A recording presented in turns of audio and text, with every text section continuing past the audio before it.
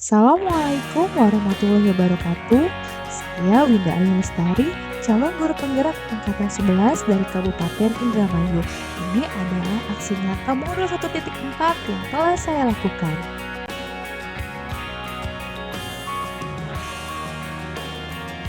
Assalamualaikum warahmatullahi wabarakatuh.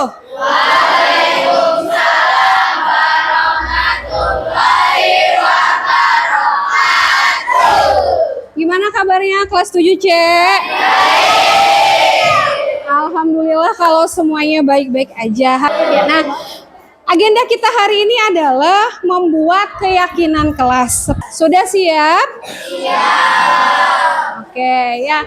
Sekarang Ibu akan membagikan masing-masing dari kalian kertas post-it. Ya, nanti satu orang dapat satu.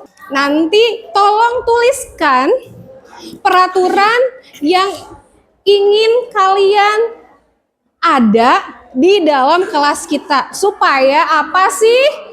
Supaya kelas kita bisa kondusif gitu ya. Suasananya nyaman, ya kan? Benar Kevin, supaya suasana kelasnya nyaman dan aman. Bisa?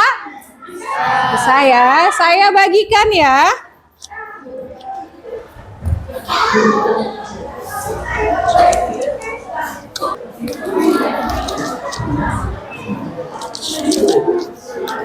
Oke, ya.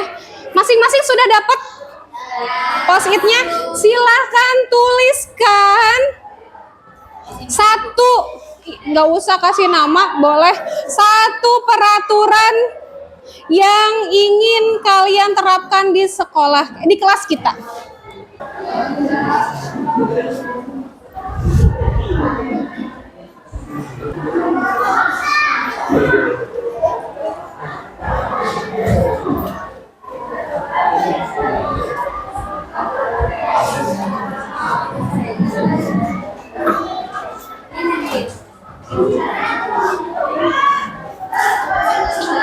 Oke, kalau sudah silahkan kalian tempelkan di sini di papan tulis. Silahkan ditempelkan di papan tulis. Ya, tempelkan di papan tulis. Jadikan nih bang. Woi.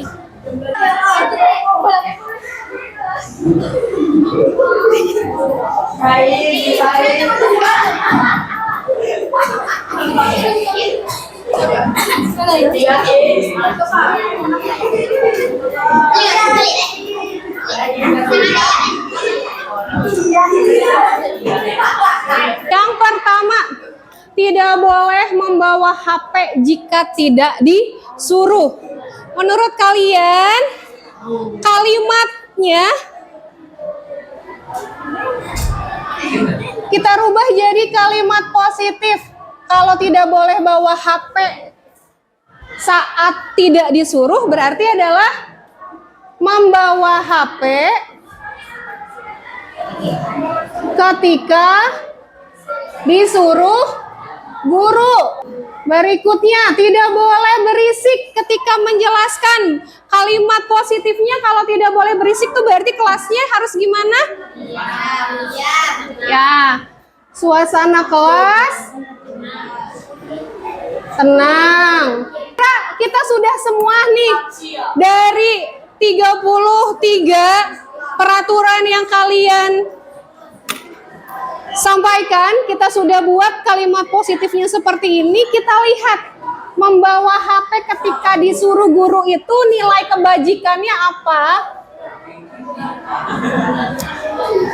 Nilai kebaikannya tidak membawa HP ketika disuruh guru itu berarti termasuk nilai yang kalian menerapkan apa?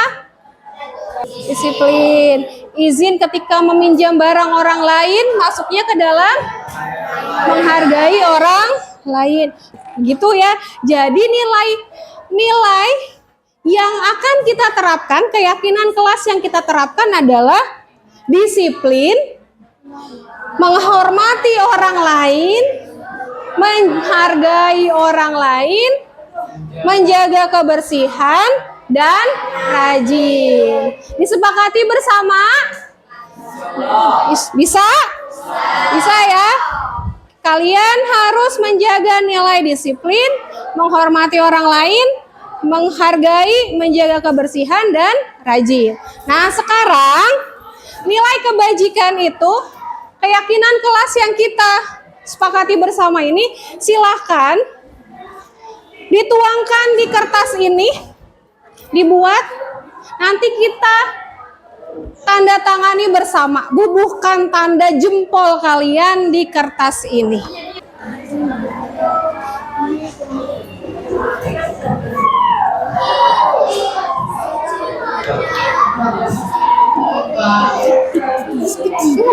Ini.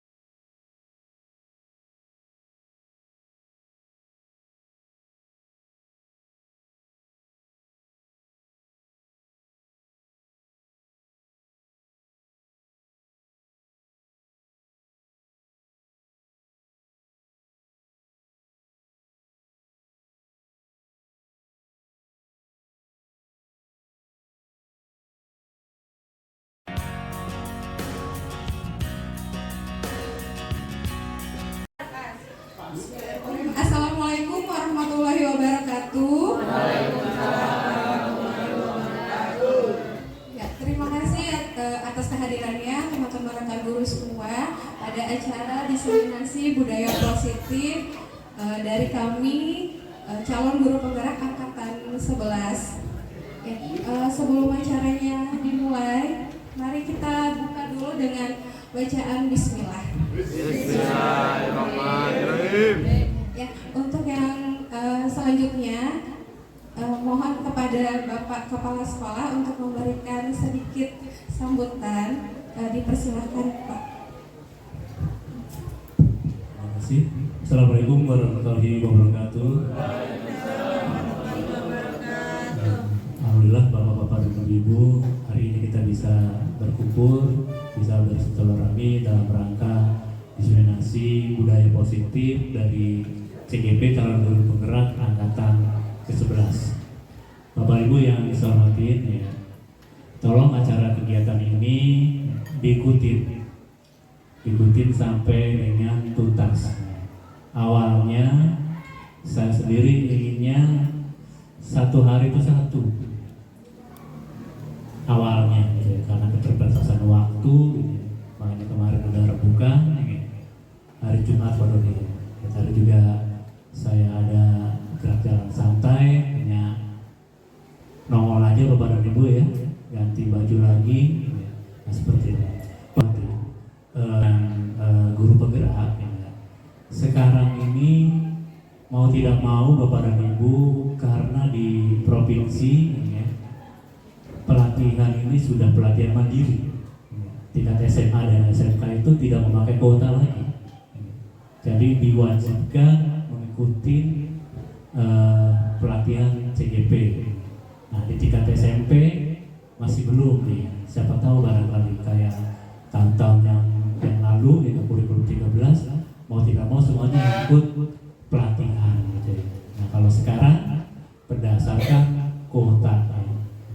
Ini sudah berjalan, SMA dan SMK ya, sudah berjalan secara mandiri. Nah, jadi tidak menutup kemungkinan kita pun yang tidak mendaftar pun ya nantinya akan diikut sertakan. Ya. Nanti mekanismenya seperti apa lagi dibentuk.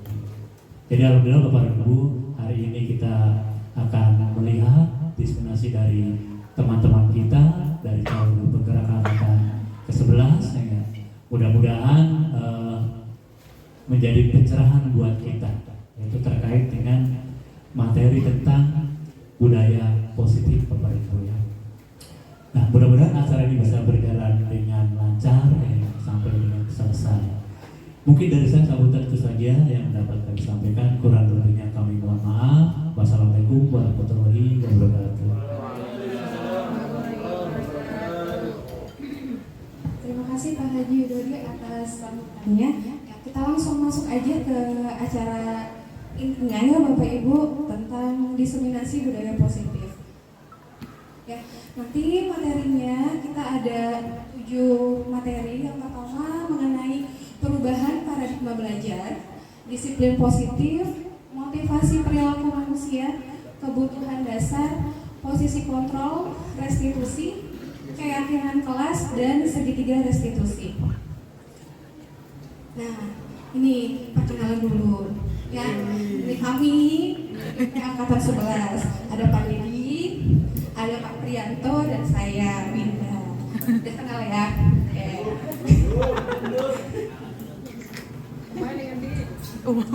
Sudah lanjut ya.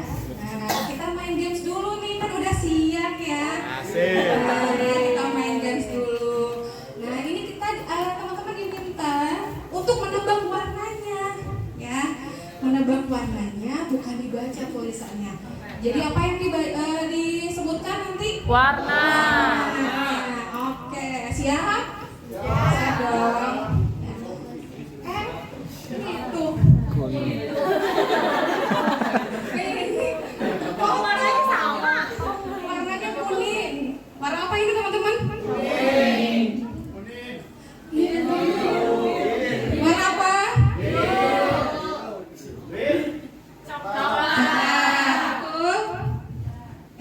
Hijau.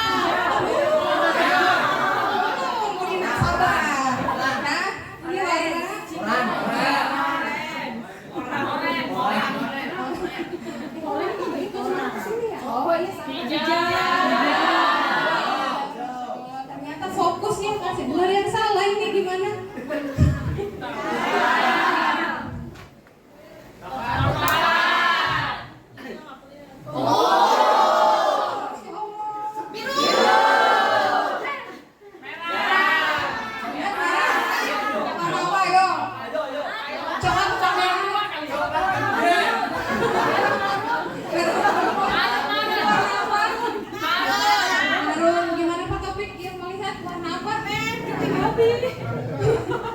Warna merah. Ini?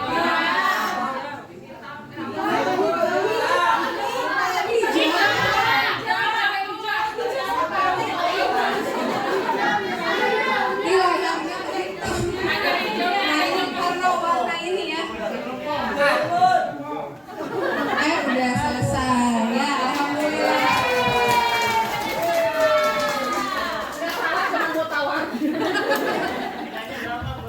Nilainya berapa? Alhamdulillah teman-teman semua banyak udah yang pada fokus ya, siap untuk menerima materi. Betul.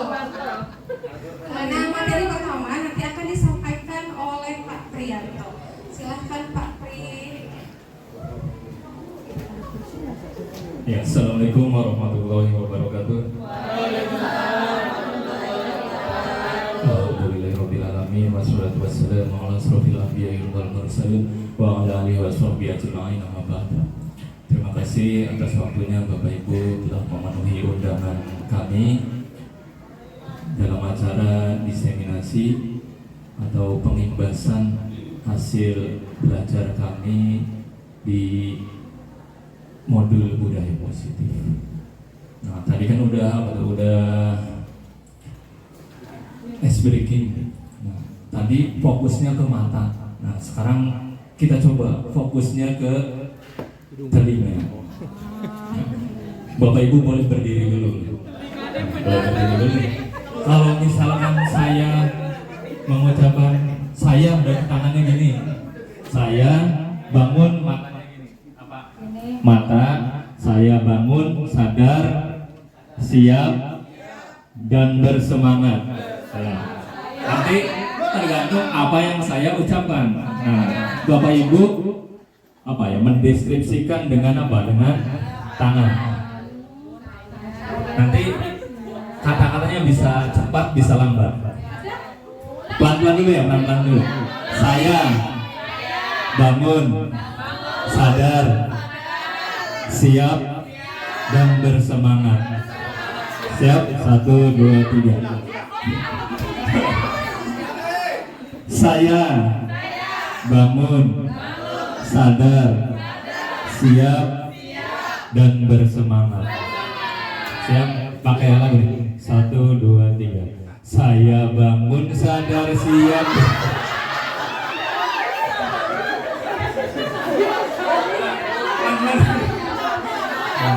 Siap. Saya bangun, sadar, siap, dan bersemangat. Saya bangun, sadar, siap, dan bersemangat.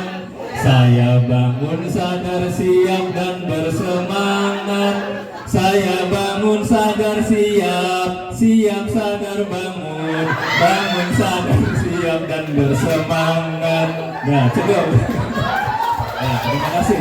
Ya, jadi, nah, berarti itu juga termasuk apa ya? Fokus terhadap apa? Terhadap telinga kita. Kalau tadi kan fokus ke mata, nah sekarang fokus ke telinga kita. Terima kasih Bapak Ibu. Ya, itu supaya apa ya? Kan pelajaran olahraga kan ada apa ya? Ada pemanasan dulu ya. Pelajaran lain juga bisa pemanasannya, bisa sampai pakai itu atau yang lainnya. Supaya apa? Supaya fokus. Terkadang kalau misalkan siswa dari rumah bawa masalah biasanya nggak fokus. Jadi supaya fokus salah satunya bisa dengan cara ice breathing. Untuk pertama yaitu perubahan paradigma dalam pembelajaran. Slide berikutnya di sini filosofi pendidikan Ki Hajar Dewantara. Yang pertama di sini pendidikan berpihak pada murid. Nah, ini juga untuk pemahaman, mungkin Bapak Ibu juga pernah mendengar menghamba pada murid. Nah, di sini menurut Pak Iwan itu analogi saja, bukan berarti kita menghamba, bukan menyembah seperti Tuhan, bukan. Jadi sama seperti penjual adalah raja. Nah, itu maksudnya analoginya seperti itu. Nah, penjual. Oh, berarti ada yang fokus, ada yang tidak. Ya. Jadi itu kita harus mengutamakan murid, lebih diutamakan murid seperti itu dalam segala hal. Bahkan sekarang ya pembelajaran berdiferensi itu termasuk apa? Mengutamakan kebutuhan siswa supaya kita bisa mentransfer ilmu dengan gaya belajar siswa tersebut. Yang kedua, individu yang unik. Nah, menurut Ki Hajar Dewantara menganalogikan siswa ini diibaratkan biji-bijian, bisa padi, jagung, tumbuh-tumbuhan. Ya. Kemudian gurunya ini sebagai petaninya, sekolah ini sebagai sawahnya atau ladangnya. Kita kalau menanam padi dengan menanam jagung itu pasti berbeda perlakuan. Makanya sekarang apa ya? Muncul pembelajaran berdiferensiasi. Salah satunya yaitu setiap siswa memiliki ciri khasnya masing-masing. Dan ada yang mengatakan, teori mengatakan siswa ini seperti kertas kosong. Padahal siswa tidak seperti kertas kosong. Kalau misalkan seperti kertas kosong, akhirnya nanti berbeda hasilnya Bapak Ibu. Contoh mungkin kita atau siswa-siswa kita juga kalau disuruh menggambar, pasti gambarnya apa Bapak Ibu? Gunung. Gunung. Kenapa gambarnya gunung? Karena dari SD SD-nya suruh gambarnya seperti itu. Kalau misalkan waktu SD-nya Bapak Ibu gurunya cuma mengajarkan instruksinya awalnya lingkaran, kemudian dikasih instruksi silakan kalian gambar lingkaran tersebut bebas, dilanjutkan. Nanti gambarnya pasti berbeda-beda. Ada yang gambar orang mukanya, ada yang gambar bunga matahari, seperti itu. Jadi kalau misalkan seperti kertas kosong dan akhirnya apa yang diberi oleh Bapak Ibu guru atau mentransfer ilmu saja, yang didapat cuma yang kita berikan saja, tetapi yang ada di dalam diri siswa itu tidak tergali. Kemudian berikutnya pembelajaran. Nah, ini lingkungan. Ya, jadi lingkungan di sini sekolah diharapkan memiliki budaya yang positif, seperti sawahnya subur dan lain sebagainya.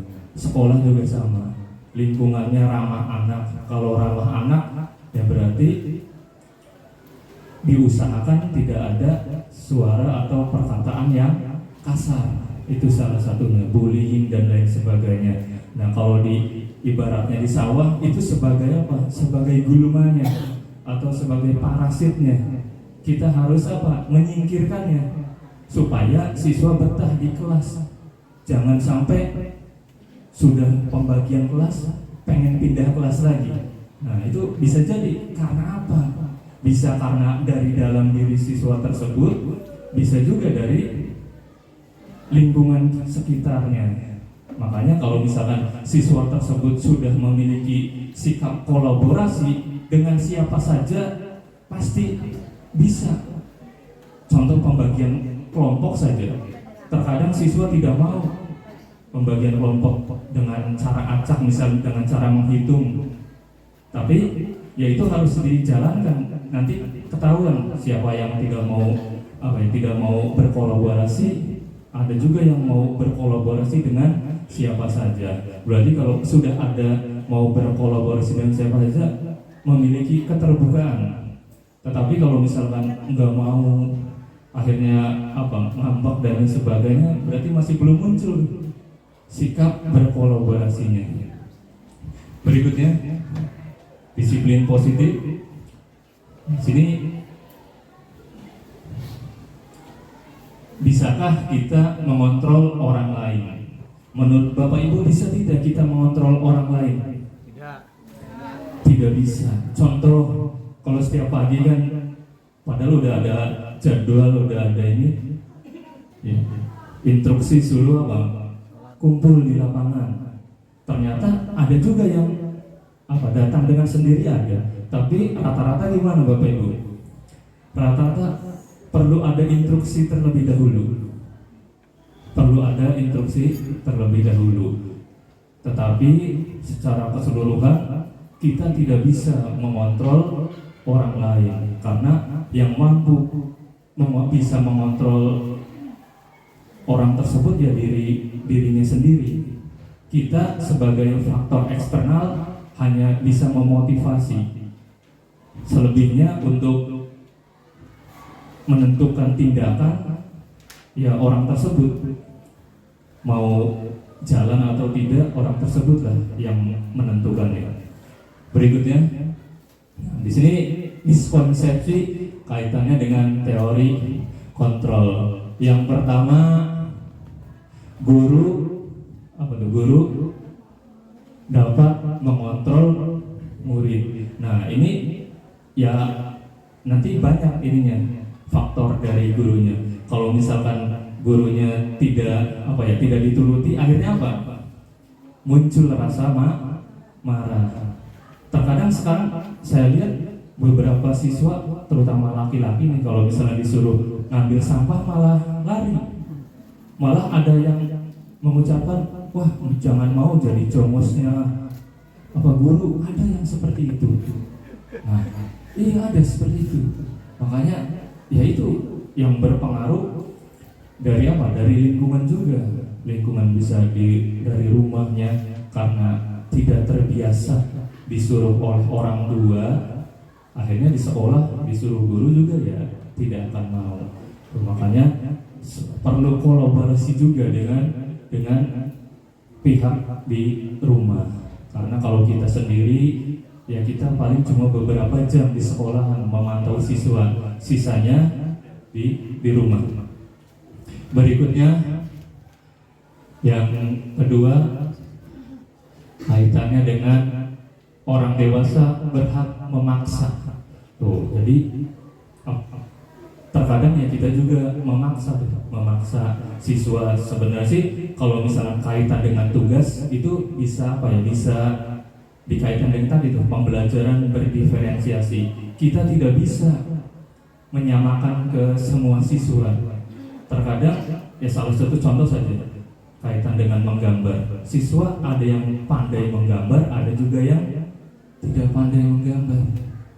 Kita jangan samakan dengan siswa yang pandai menggambar nilainya. Ya mungkin nanti tinggal apa ya? Tinggal skala nilainya saja yang dibedakan.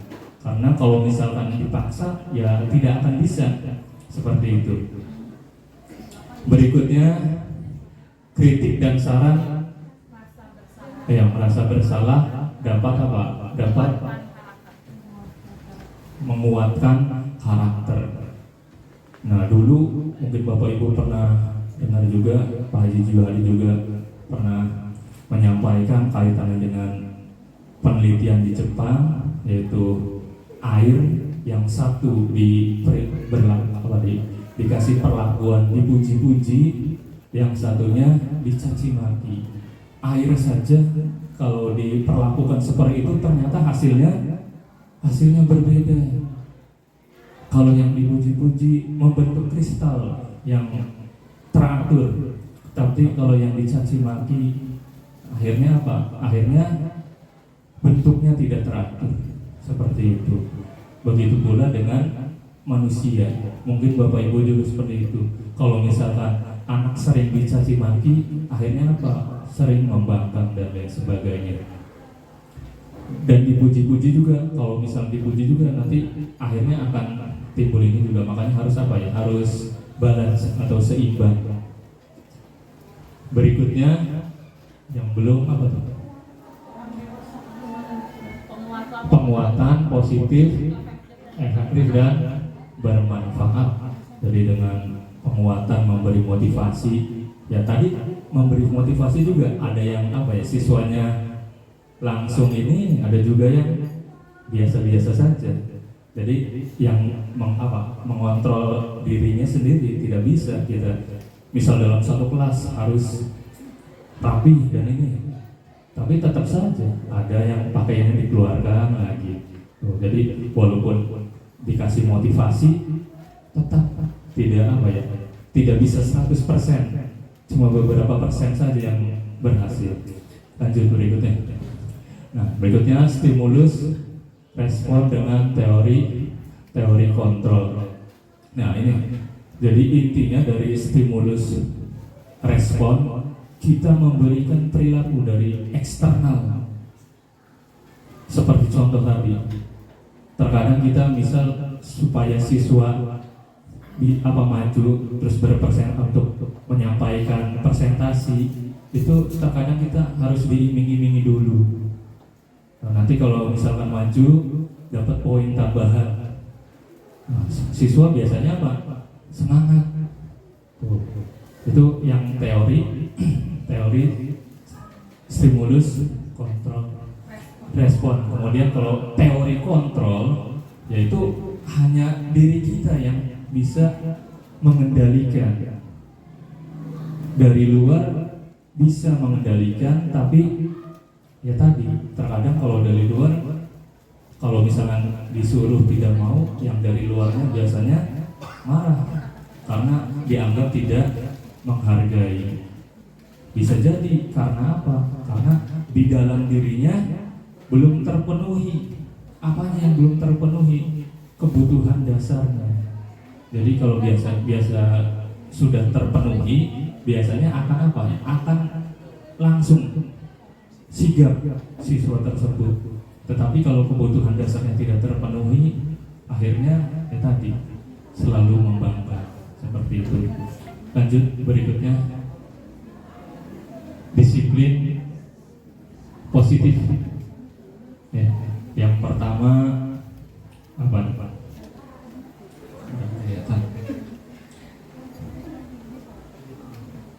Yang pertama itu berasal dari bahasa Latin, disiplin artinya belajar.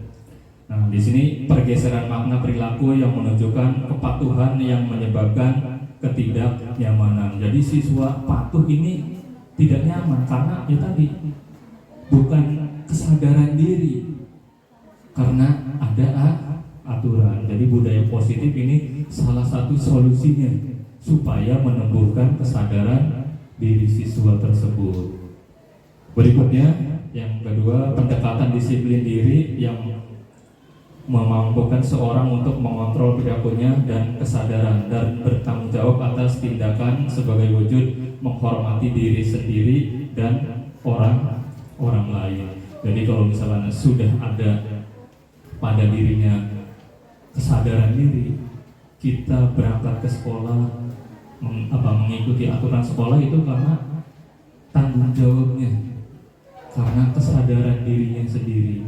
Dan akhirnya kalau dengan kesadaran dirinya sendiri, kita sebagai guru enak. Apalagi misal sudah muncul karakter mandiri. Kalau sudah muncul karakter mandiri, bisa jadi jadwal pagi sholat duha siswa sudah datang duluan, sudah duduk tanpa harus mengucapkan instruksi. Jadi siswa sudah datang dengan sendirinya. Tetapi instruksi tersebut juga sangat penting juga, sama seperti sholat ada kegiatannya yaitu adzan sebagai instruksinya. Nanti ada yang datang, ada juga yang tidak.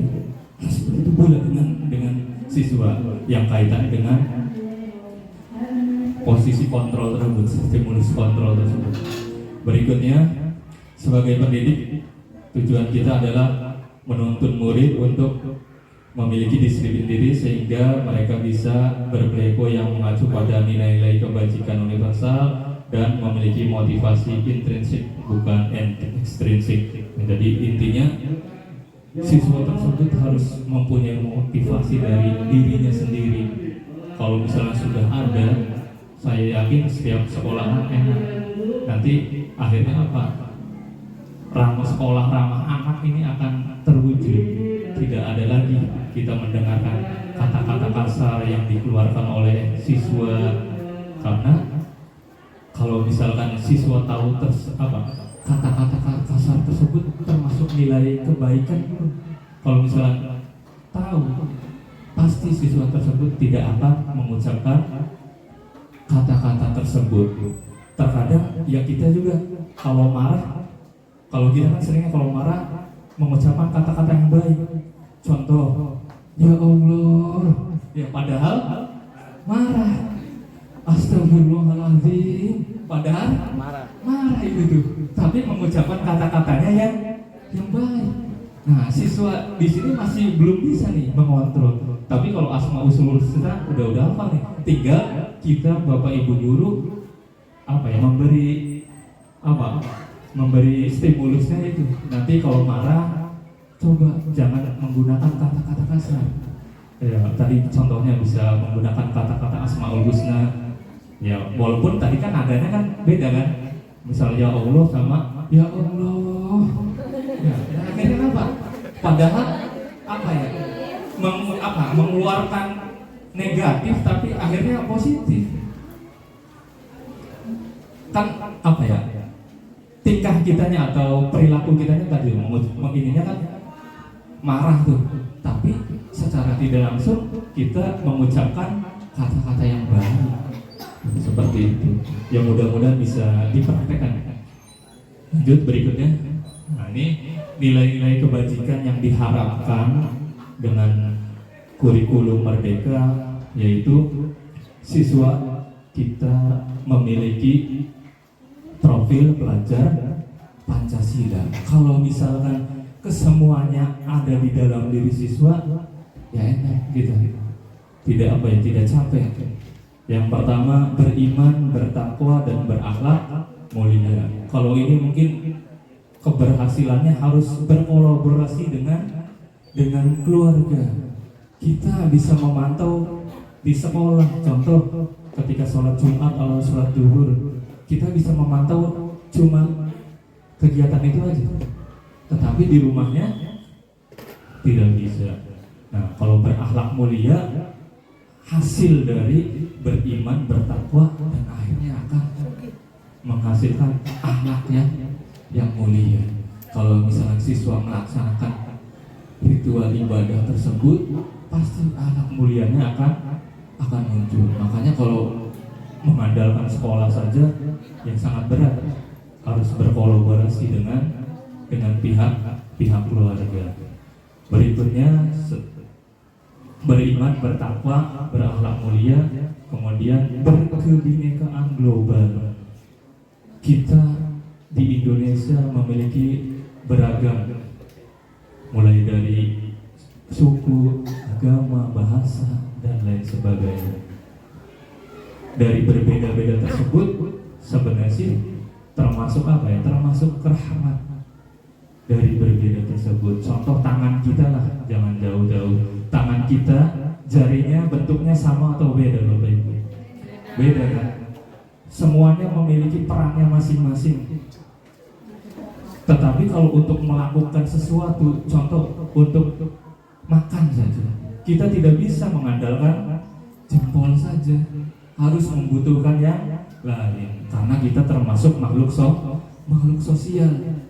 Tidak bisa elu gue, karena ya kita termasuk makhluk sosial.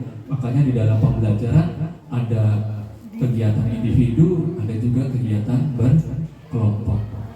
Berikutnya, setelah berkegiatan global, mandiri. Nah, mandiri di sini, kalau misalnya siswa sudah mandiri, ya sudah mandiri nih, bangun pagi itu ya mungkin ada beberapa siswa yang dibangunkan sama orang tuanya. Kalau misalkan mandiri, ya sudah bangun sendiri, tidak disuruh-suruh lagi sama orang tuanya. Mungkin kita sebagai orang tua juga enak tuh, tidak perlu menyuruh lagi, karena sudah tahu apa saja yang harus dilakukannya. Kalau seperti kegiatan piket dan lain sebagainya. Kalau kemarin juga saya ngecek di sebelah sana tuh sampah, padahal sih sudah dibersihkan tuh hari Rabu tuh. Tadi saya cek lagi, kotor lagi. Berarti kesadaran untuk membuang sampahnya masih kurang. Di kelas ini juga, di kelas 9A juga saya di pojok-pojok di sana, tetap saja padahal tempat sampahnya ada. Tempat sampahnya ada, yang penting tadi kemandiriannya masih belum muncul. Setiap orang pasti ada kemandiriannya, tetapi ya tadi yang bisa mengontrol dirinya sendiri. Berikutnya, bernalar kritis. Nah, sekarang nih bernalar kritis, apalagi sekarang zamannya udah teknologi ya Bapak Ibu juga harus harus mengikuti perkembangan zaman, jangan sampai tertinggal. Saya juga sering menyampaikan pada siswa, dan siswa juga sering bawa HP di pelajaran saya, juga mengajarkan tentang apa itu ChatGPT. Di PMM juga Bapak Ibu itu ada teknologi AI, asisten guru. Kalau Bapak Ibu pengen apa-apa bisa nanya tuh ke asisten guru di PMM. Nah, di situ ada asisten guru. Nah, di situ itu sama seperti Google pencarian, tetapi itu lebih spesifik ke pendidikannya.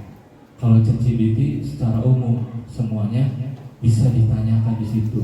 Terkadang saya juga nanya ke siswa juga pernah tuh menjawab pelajaran matematika menggunakan aplikasi Kanda. Nah, itu juga termasuk karena perkembangan zaman. banyak aplikasi yang digunakan untuk pendidikan.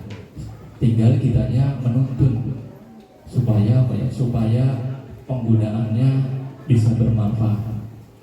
Berikutnya kreatif. Kreatif di sini ya siswa yang kemarin juga saya mengajarkan siswa membuat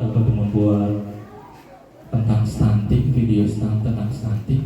Jadi wali kelas kalau bisa mengaktifkan belajar ID-nya nih siswa. Kalau misalkan Canva menggunakan akun belajar ID itu udah gratis semua, tidak ada yang yang berbayar, sudah gratis. Jadi kalau misalnya Bapak Ibu suruh menugaskan tentang membuat poster, tinggal klik contoh poster tentang metamorfosis, sudah jadi kalau menggunakan akun belajar ID.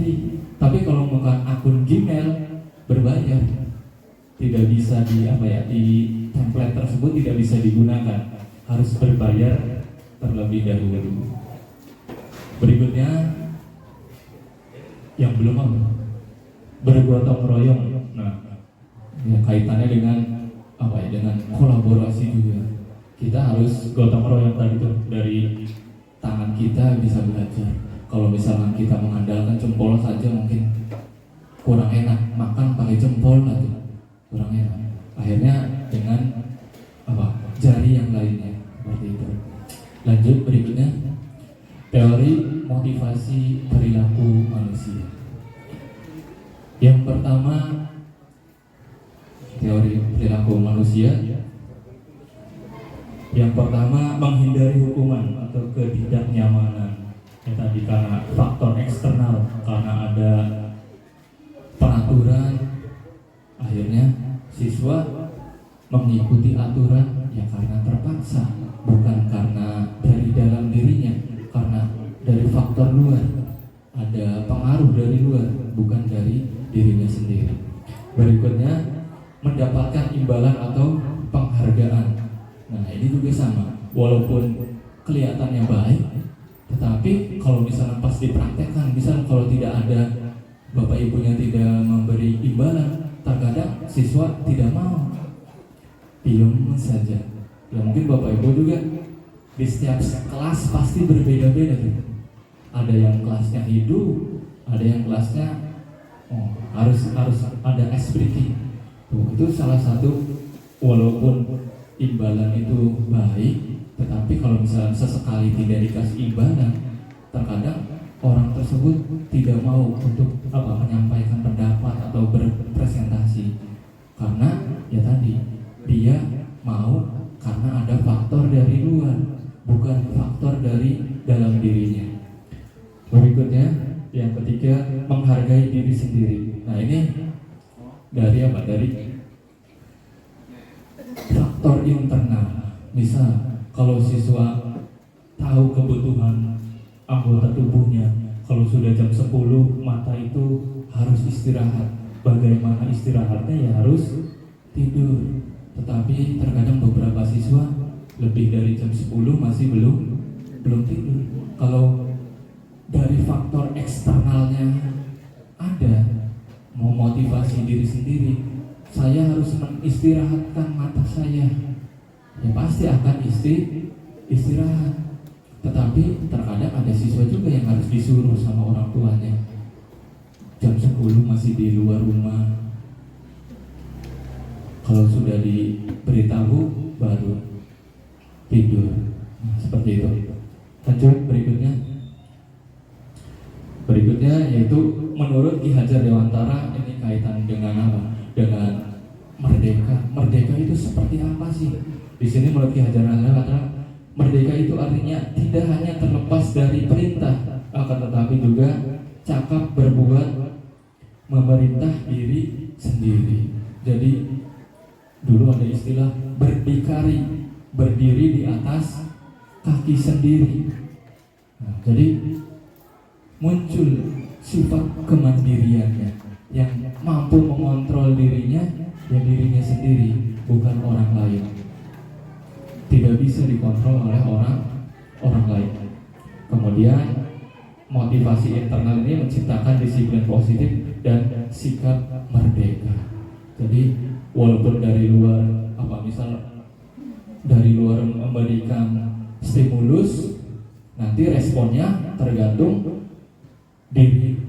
dirinya sendiri, bukan dari orang lain. Diri sendiri yang akan mengeksekusinya, mau melakukan atau tidak. Berikutnya yaitu dihukum penghargaan. Ini dalam memberikan apresiasi, maka ini dalam memberikan apresiasi juga kita juga harus berhati-hati. Terkadang misal Bapak Ibu memberikan apresiasi atau memberikan hadiah di depan umum nih, kita tidak tahu hati siswa yang di hadapan Bapak Ibunya. Bisa jadi ada yang menerima, ada juga yang tidak. Akhirnya akan apa? Akan merusak hubungan sosial. Nah, dari penghargaan tersebut ternyata bisa juga muncul merusak hubungan sosial karena iri tuh, seperti itu. Jadi dari penghargaan sisi negatifnya ada yang seperti itu. Berikutnya memberi pengakuan bisa secara khusus, kemudian beri pengakuan bisa secara pribadi, kemudian pengakuan kepada semua murid, beri pengetahuan secara konsisten dan fokus pada proses. Nah, ini proses ini lebih penting daripada hasil. Proses pasti akan tahu hasilnya. Tapi kalau mahasiswa tidak melakukan proses, ya misal mencontek juga termasuk proses, tapi prosesnya yang kurang baik. Seperti itu. Lanjut berikutnya. Nah, ini ini contoh, salah satu contoh hukuman atau konsekuensi. Menurut Bapak Ibu nih, ini ada seorang siswa ketika belajar matematika, ya karena dia tidak bisa, pas ditanya gugup. Ya, akhirnya siswa yang lain tertawa karena tidak bisa menjawab. Guru tersebut menyuruh Iva kemana? Ke depan, kemudian menunjuk hidung. Nah, itu termasuk hukuman atau konsekuensi, Bapak Ibu. Nah, termasuk hukuman yang karena spontan. Kalau misalnya konsekuensi harus kesepakatan bersama dua arah antara siswa dan guru. Kalau misalkan tidak bisa menjawab, misal sebelumnya itu bisa termasuk konsekuensi. Tetapi kalau misalnya seperti cerita berikut ini, ya ini termasuk hukuman karena sifatnya spontan. Lanjut berikutnya. Nah, ini salah satu contoh hukuman atau konsekuensi. Yang pertama, tindakan guru membersihkan toilet karena terlambat hadir di sekolah. Hukuman atau konsekuensi? Hukuman karena tidak ada kaitannya dengan kehadiran. Yang kedua, membaca surat pendek karena terlambat masuk di pelajaran PAI. Nah, ya termasuk konsekuensi, ada kaitannya, masih ada kaitannya dengan pembelajaran. Yang berikutnya, berdiri di depan kelas karena tidak mengerjakan PR. Hukuman. Ya harusnya Bapak Ibu tinggal suruh mengerjakan PR lagi saja. Tinggal dikasih waktu beberapa menit. Kalau tidak bisa, ya sudah dikumpulkan. Dan yang terakhir, mengganti pulpen yang hilang saat dipinjam. Itu termasuk konsekuensi yang dimunculkan itu tanggung jawab. Seperti itu. Sudah selesai karena waktunya dulu, nanti bisa dilanjutkan dengan Ibu Winda. Kurang lebih mohon maaf. Assalamualaikum warahmatullahi wabarakatuh.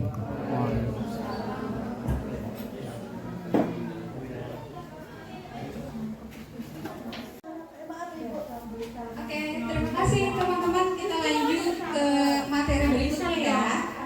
Kita akan membahas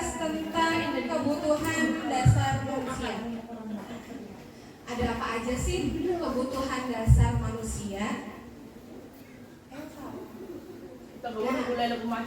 Jadi kebutuhan dasar manusia itu ternyata ada 5.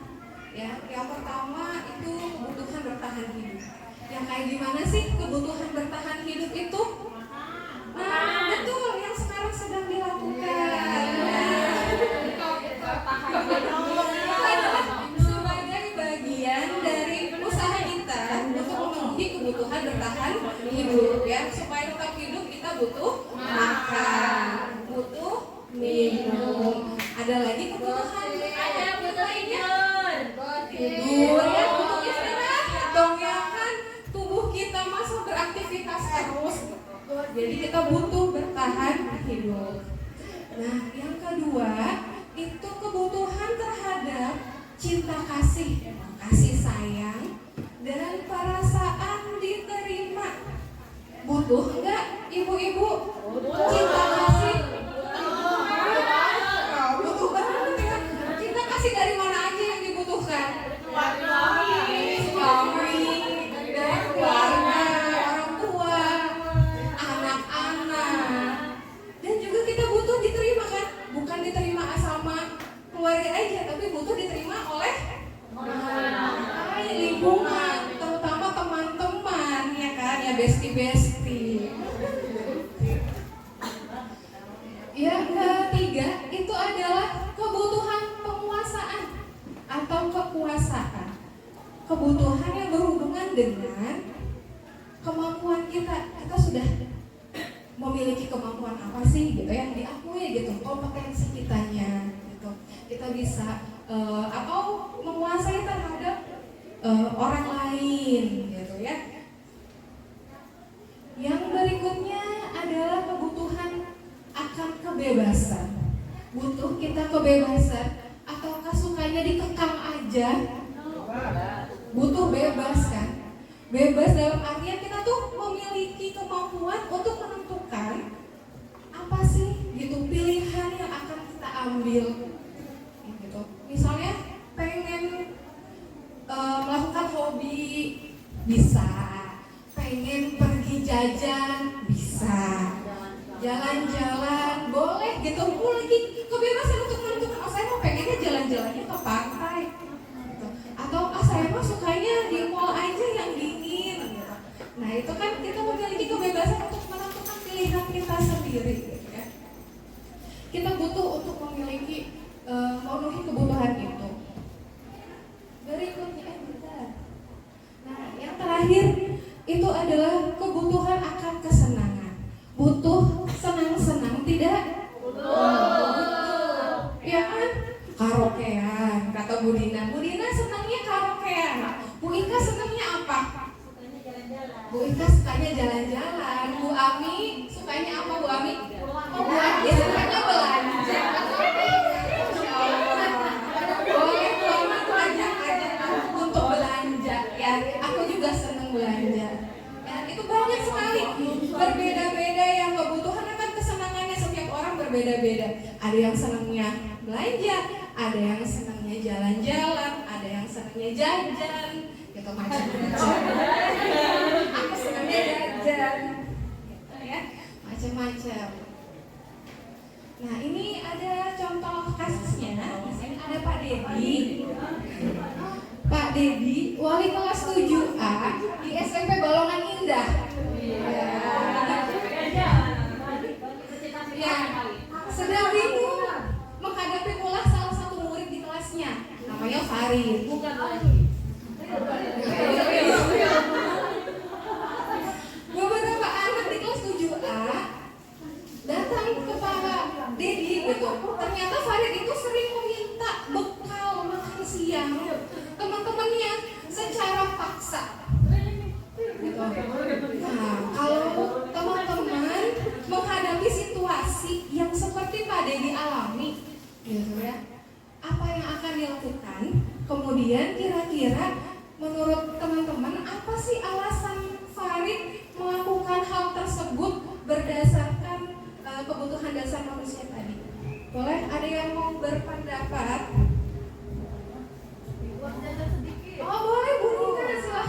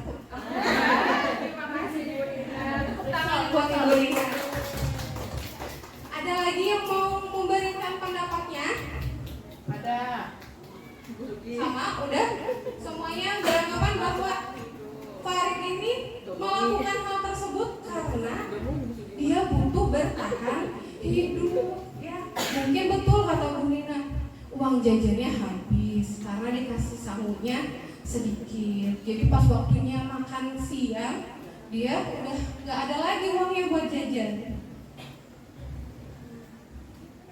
Berikutnya, nah ini kita sedikit bertanya ini ya, apa namanya, melihat gitu perilaku murid, lalu kita sesuaikan dengan kebutuhan yang ingin dipenuhinya. Teman-teman, kalau ada murid yang merebut makanan temannya, itu kebutuhan apa yang sedang dia penuhi? Bertahan hidup. Jika ada kan, kadang-kadang kita tuh menemukan murid yang suka manja gitu ke kita tuh, ibu lendotan atau begitu ketemu kita langsung pengen peluk gitu. Menurut ibu-ibu sedang apa? Nah betul ya, mungkin dia ingin mendapatkan kebutuhan cinta kasih gitu ya. Mungkin di rumahnya dia tidak mendapatkan hal tersebut sehingga ingin mendapatkan dari kita. Berikutnya, kalau dia tidak menggunakan sepatu, ya ingin kebebasan. Kalau yang suka menghina temannya karena nilai temannya tuh lebih kecil, ya penguasaan karena dia merasa lebih keren, lebih pinter gitu kan ya. Jadi kebutuhan penguasaan. Berikutnya, bersemangat ketika melakukan permainan. Kira-kira dia sedang memenuhi kebutuhan kesenangan gitu ya. Jadi teman-teman semua sudah bisa membedakan mana sih kebutuhan dasar manusia. Nah, sekarang kan sebelum kita mengenali kebutuhan-kebutuhan yang dimiliki oleh murid-murid kita, alangkah lebih baiknya kita juga mengenali kebutuhan kita.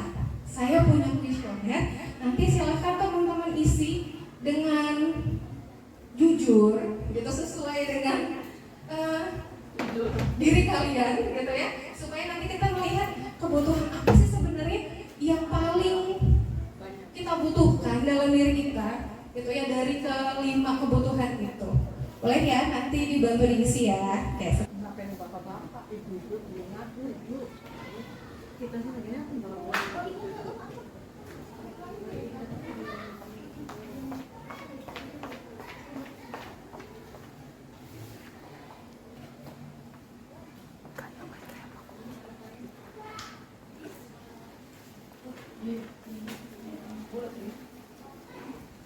luar biasa rame-rame.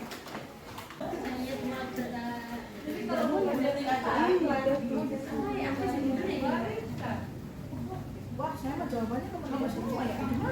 Iya, makanya kita buat bersama-sama. Nah, aku nggak dibagi. Ya sudah. Ya, mangga diisi dulu. Dikasih waktu berapa menit nih? Oh, 5 menit, 10 menit. Nggak usah, itu nanti buat teman-teman aja.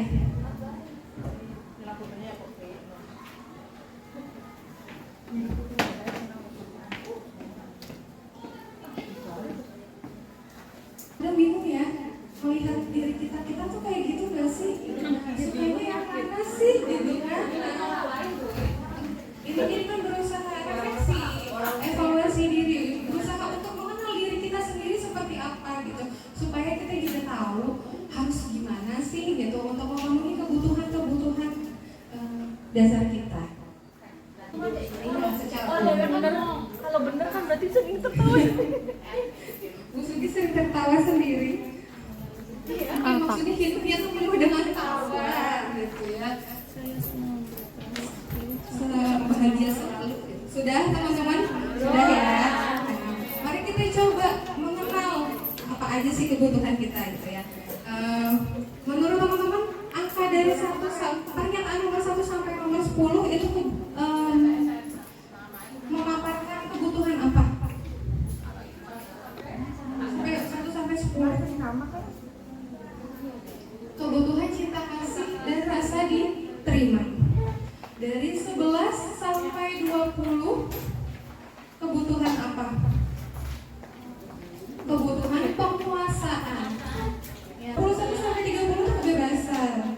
31 sampai 40 itu kesenangan. Nah sekarang coba dihitung per 1 sampai 10 itu hasil, kan itu ada poin-poinnya, ada 1, 3, 5, 1 sampai 10 poinnya berapa, 11 sampai 20 poinnya berapa, ya di sampingnya aja ya di jumlah 21 sampai 30 berapa, 31 sampai 40 poinnya berapa? 1 sampai 10 ya, 1 sampai 10 jumlahnya berapa gitu? iya Keseluruhan ya? totalnya semua berapa dari nomor 1 sampai 10 kan tadi ada poin-poinnya, ada 1, 3, 5 dari jawaban teman-teman semua.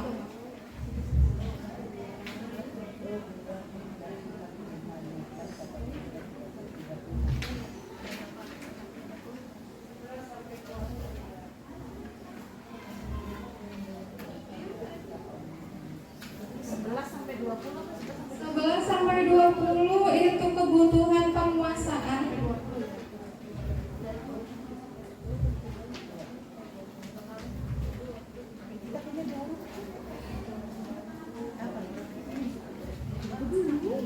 Sudah selesai menghitungnya? Nah, kira-kira kebutuhan apa? Pasti beda-beda nih. Ada yang mungkin penguasaannya lebih besar, poinnya, ada yang mungkin kebebasannya gitu. Barangkali ada yang mau memberitahu yang paling besar di seluruh kebutuhan apa?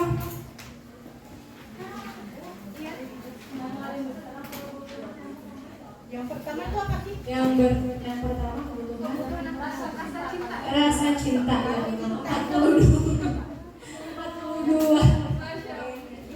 Yang paling rendahnya apa, Miss? Penguasaan. Jadi Miss Nur itu kebutuhan akan cinta kasihnya itu yang paling besar gitu, pokok banget gitu. Tapi untuk penguasaannya Miss Nur dari keempat kebutuhan itu yang paling rendah. Gitu. Ada yang mau terlihat itu menyampaikan kebutuhannya apa yang paling besar? Bu Ayu mungkin. Yang paling besar dari kata-kata yang kesenangan. Bu Ayu paling besar kebutuhan akan kesenangan. Jadi Bu Ayu suka bersenang-senang gitu ya. Yang paling rendahnya Bu Ayu. Paling rendahnya di kita mana semua? Penguasaan. Sama seperti Miss Nuri ternyata ya. Mungkin kita tuh berbeda-beda masing-masing individu kebutuhan dasarnya. Ada yang senangnya kayak Bu Ayu akan kesenangannya gitu. Bu Ami apa Bu Ami? Yang kedua penguasaan. Iya, penguasaan. Katanya ketiga penguasaan. Ketiga pun kebebasan, Bu. Kalau Penguasaan. Yang terakhir kesenangan. Jadi Bu Ami ternyata kebutuhan akan penguasaannya paling besar. Jadi sudah tahu ya kebutuhan mana yang paling besar, teman-teman semua? Kesenangan. Biasa kesenangan. Ya. Rasa cinta sama Biasa kesenangan. ya. Rasa cinta sama kesenangan sama sih. Bu Sugi rasa cinta dan kesenangannya sama. Ya. Saya juga kebebasannya justru yang paling besar. Saya butuh bebas. Saya butuh bebas. Ya. Jadi tadi mungkin teman-teman juga bisa memberikan kuesioner ini kepada anak-anak ya gitu supaya bisa tahu gitu mengenali sebenarnya kebutuhan anak-anak itu mana yang paling besar gitu ya.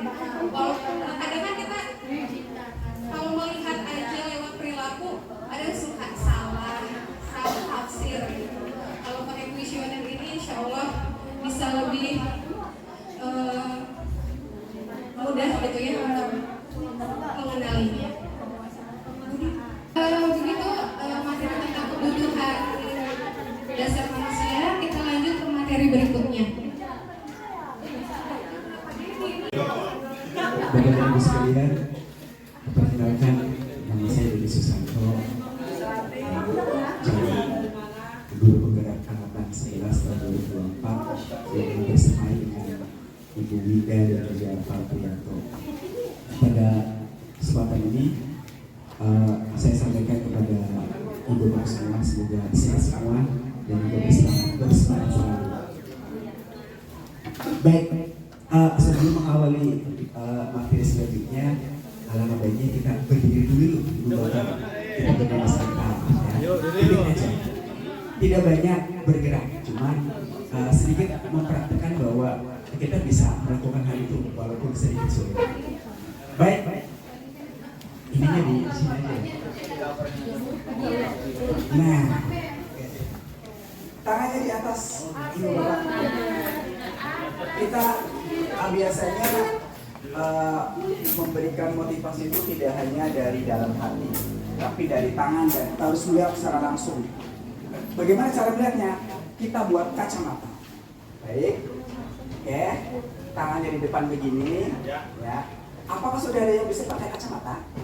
Kita hitung 3 ya. 1, 2, 3. Pakai kacamata.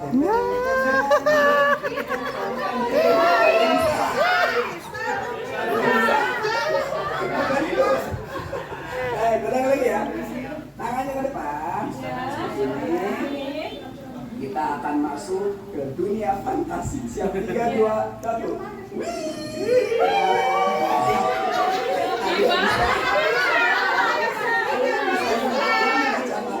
Misalnya begini. Oh iya. Balik salah. Ulang ya. Begini. Tarik. Ya. Ada di sini. Pegang. Hidung. Kemudian tarik ke atas. Tarik lagi. Oke, terima kasih.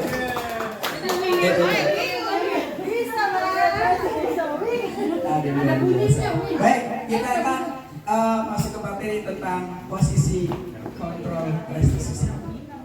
Ibu Bapak, bahwa kita ini mempunyai ada 5 posisi kontrol, Ibu Bapak.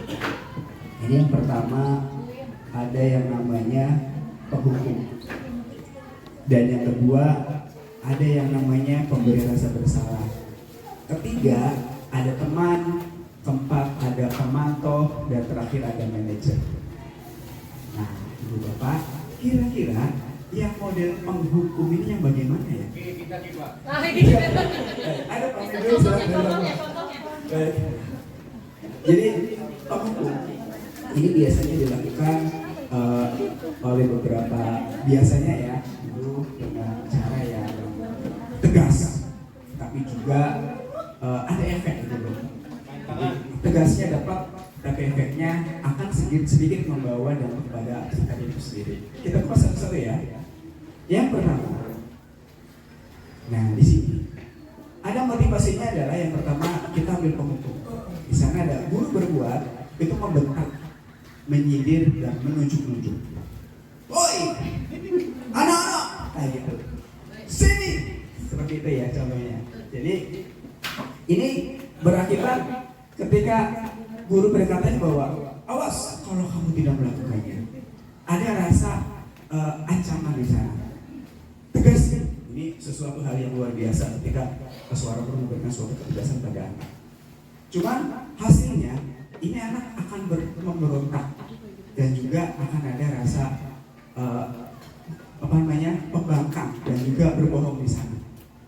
Kemudian guru berkata, biarin aja, nanti juga marah-marah lagi. Nah, ini kan akhirnya kan arahnya ke sana, Ibu Bapak. Kemudian dampak pada anaknya adalah mengulangi kesalahan itu sendiri.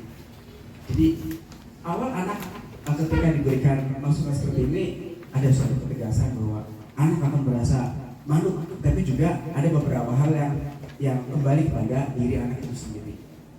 Itu Bapak Ibu. Cuma ini secara umum yang disampaikan kami berdasarkan dari modul 1 bahwa ini ya hasilnya adalah seperti itu. Ada contoh lain bahwa di suatu sekolah di Nunjau di sana, ketika awalnya anak diberikan langsung seperti itu dengan cara gurunya karena saking kesalnya, saking sudah memuncaknya, akhirnya anak itu betul mengiyakan iya. Tapi begitu pulang, saya melihat oh, ini motornya ada baret-baret. Apa yang terjadi? Ternyata anak tadi pulangnya sambil mencari motor saya dan motornya dibaret-baret. Luar biasa sudah akhirnya ya, luar biasa. Udah ya Bapak Ibu, ini dari hasil identitas gagal dari kontrol diri kita sendiri terhadap hukuman. Kemudian yang kedua, ada rasa pembuat bersalah.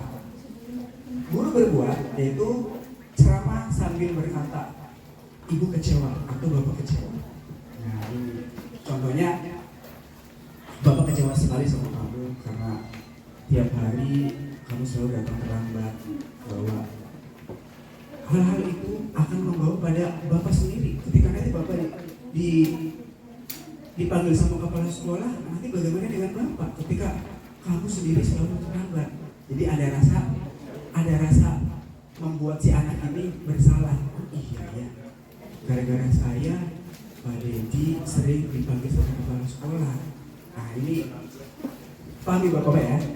Kemudian guru berkata, seharusnya kamu tahu bahwa ibu capek mengatakannya, atau bapak capek mengatakannya, karena sering berulang kali dilakukan seperti itu, dan akhirnya hasilnya ini ada rasa menyembunyikan atau menyangkal. Jadi gara-gara sering dikasih tahu, anak juga merasa menyangkal bahwa tidak ibu, enggak bapak.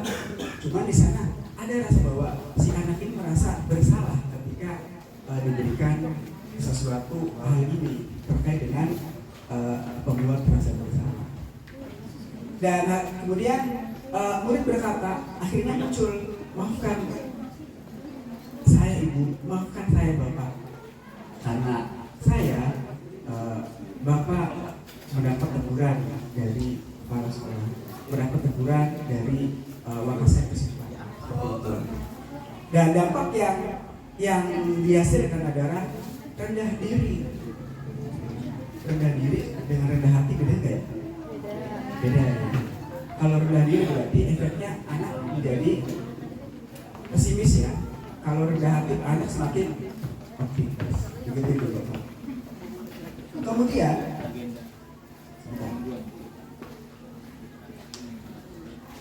ada berikutnya yaitu tentang posisi teman. Di sini seorang guru menjadi teman kepada anak muridnya. Berbuat yaitu membuatkan alasan untuk murid. Jadi alasan-alasan tertentu ketika anak sendiri merasa ada suatu permasalahan, mencari alasan. Seperti lagu ya, mencari alasan. Kemudian yang kedua, guru berkata bahwa ayolah lakukan demi ibu, ayolah lakukan demi bapak. Jadi di sini anak diusahakan untuk selalu terpancing ketika seorang anak dengan seorang guru seolah-olah adalah teman curhat. Jadi dampaknya adalah, hasilnya adalah ketergantungan. Jadi ketergantungan, ada Pak Nono, tenang saja. Akhirnya begitu. Ada Pak Gana, tenang saja. Ada yang rilis barangkali. Jadi ada yang rasa ketergantungan di sana anaknya. Akhirnya murid berkata, saya pikir ibu teman saya, ternyata. Jadi ada rasa sedikit ini ya, ada rasa bahwa anak merasa ketika diberikan sesuatu ngeblank. Oh iya ya, ada ibu dan bapak tadi karena merasa kan misalnya. Dan hasilnya lemah. Dampaknya tidak mandiri dan bergantungan. Karena awalnya adalah sering dilakukan oleh gurunya sendiri dalam arti memberikan alasan-alasan tertentu.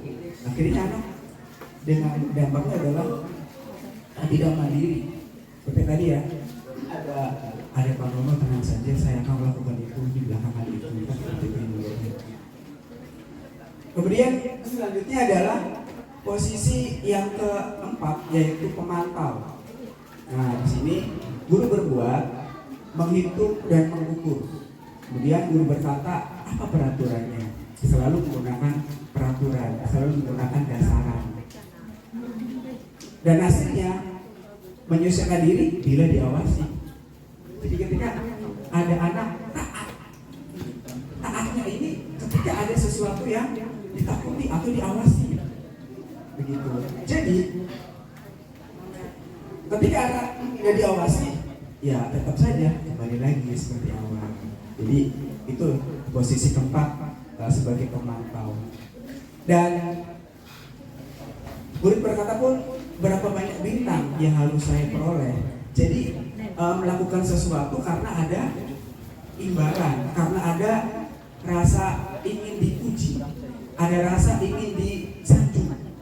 Jadi akhirnya ya muncul. Jadi dampaknya adalah fokus pada konsekuensi atau hadiah. Saya akan maju nih demi untuk mendapatkan sesuatu bintang dari seseorang, dari bapak. Saya akan maju untuk mendapatkan sebungkus coklat. Jadi kan akhirnya seperti itu bapak. Dilanjut, yang terakhir adalah posisi yang terakhir adalah manajer. Jadi identitasnya adalah sukses, kontrol diri sendiri.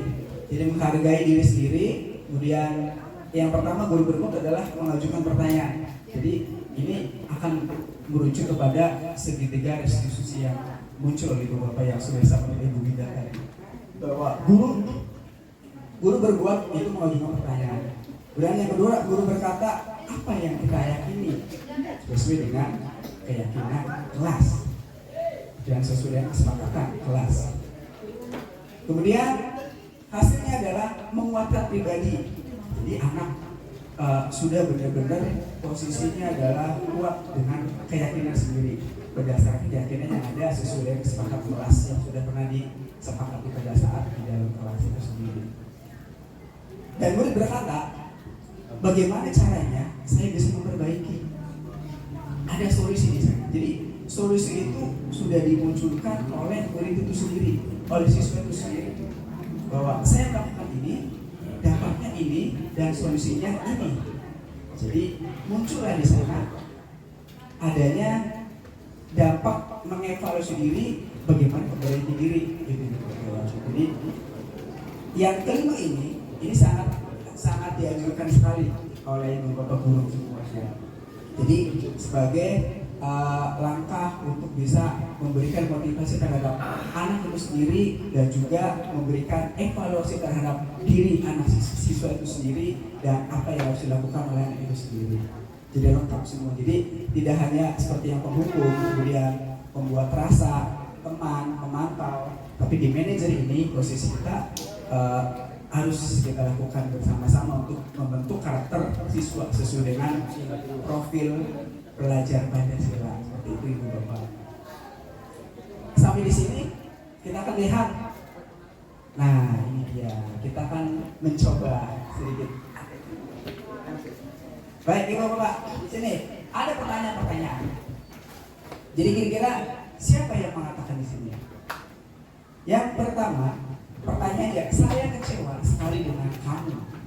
Siapa yang mengatakan? Guru ada susah. Posisi kontrolnya ya Bapak. Apakah rasa bersalah? Ada ini betul ya. Penghukum, pembuat rasa bersalah, teman, pemantau dan manajer. Rasa bersalah. Yang mana ya Bapak? Saya kecewa sekali dengan kamu. Pembuat rasa bersalah. Oke. Gali dulunya ya. Indikatornya terus muncul. Jadi ini lo ya, sekali lagi rasa kecewa sekali dengan kamu. Saya kecewa. Jadi musuhnya adalah sikap yang muncul membuat rasa bersalah. Yang kedua, apa kamu tidak pernah benar melakukannya? Ulangi ya, nadanya kurang lebih. Kamu tidak pernah benar melakukannya.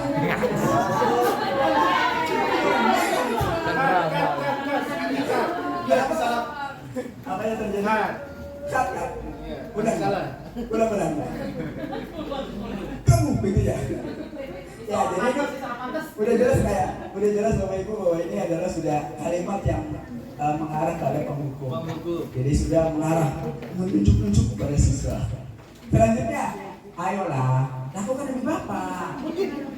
Apa ini? Teman.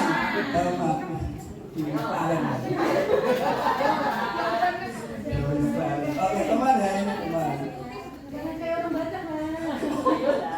Jadi nenek moyang orang mana? Kemudian ada lagi. Apakah kamu mau mendapatkan stiker bintang hari ini?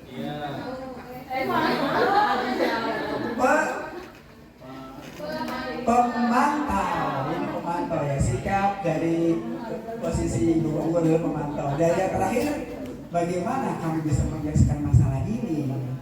Nah, ini adalah manajer. Luar biasa. Tepuk tangan dulu. Jadi kita memberikan dampak bahwa budaya positif tidak hanya yang dilakukan oleh siswa saja, tapi juga kita sebagai pendidik juga memberikan rasa, artinya mengakar di sini mempengaruhi anak didik juga terkait dengan 5 posisi yang harus diberikan pada guru, dan minimalnya kita sudah bisa memegang dengan yang terakhir yaitu manajer. Begitu Bapak ya.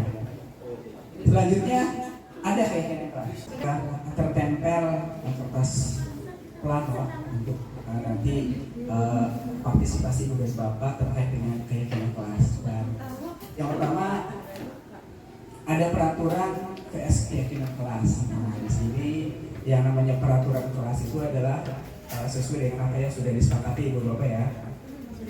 Oke, ini pembuat keyakinan kelas. Ada berapa warna Ibu? Ada 3. Yang warna hijau ya. Hijau, biru, pink, baik.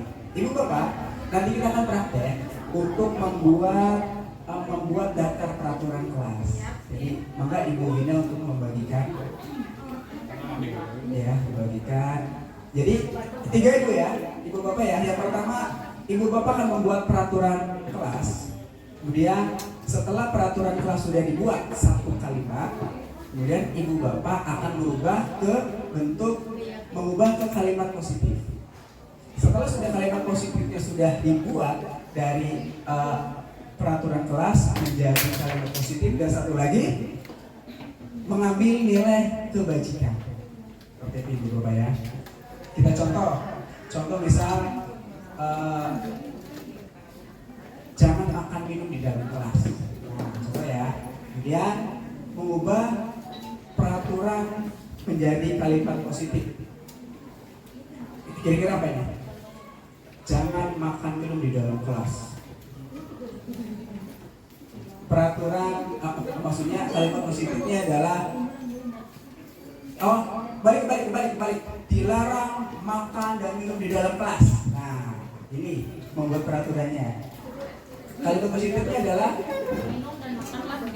sebaiknya jangan makan dan minum di dalam kelas. Itu ya. Kalimat untuk nilai kebajikannya berarti kelas menjadi bersih, tidak bau makanan, dan kelas menjadi nyaman gitu ya. Nah, itu nilai kebajikannya. Itu ya. Sudah selesai Bu Ida? Baik, sekarang Ibu Bapak untuk membuat 1 kata terkait dengan daftar peraturan. Di kertas warna hijau, kemudian kalimat positifnya di kertas warna biru, dan nilai kebajikannya kertas warna pink. Oke. Kalau sudah selesai, boleh Ibu Bapak untuk ke depan untuk menempelkan yang sebelah kanan. Ini adalah peraturan kelasnya. Kemudian kedua sudah diubah ke dalam bentuk kalimat positif, dan terakhir adalah nilai kebajikan. Siap Pak Minun?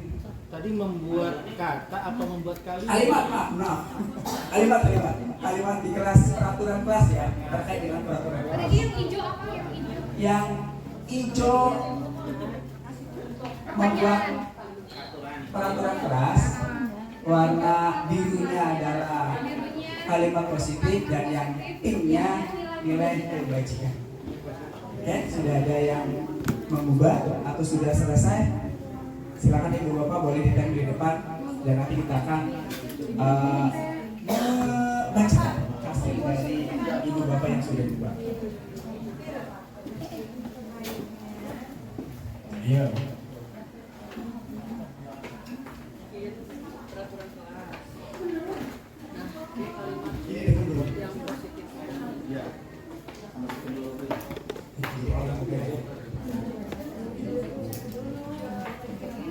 Silakan ibu bapak untuk bisa berkolaborasi.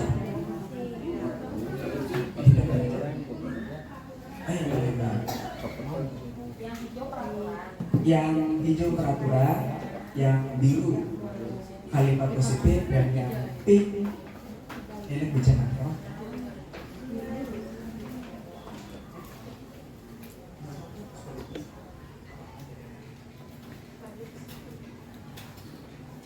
Ya, sebelah kanan ada daftar peraturan kelas. Ini yang dibuat oleh anak-anak biasanya. Saya udah. Saling menghormati, disiplin, kemudian saling menghargai, kenyamanan. Nah, itu salah satunya. Nilai kebajikan. Untuk yang pink itu ya. Jadi sesuai dengan peraturan yang sudah dibuat. Ya, satu aja. Jadi berarti ibu bapak membuat 3 ya. 3 dari oke. Sudah ada ibu, silakan ditempel di depan. Nanti kita bahas bersama-sama.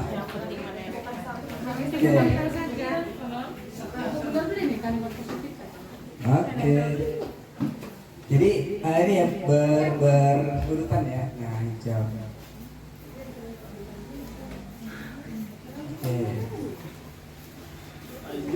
Oke, langsung. Ya, sip. Dua. Hijau, berarti hijau. Nah, sesuai urutan ya, urutan. Iya, iya. Oke, siap. Nah, ini peraturan kalimat positif.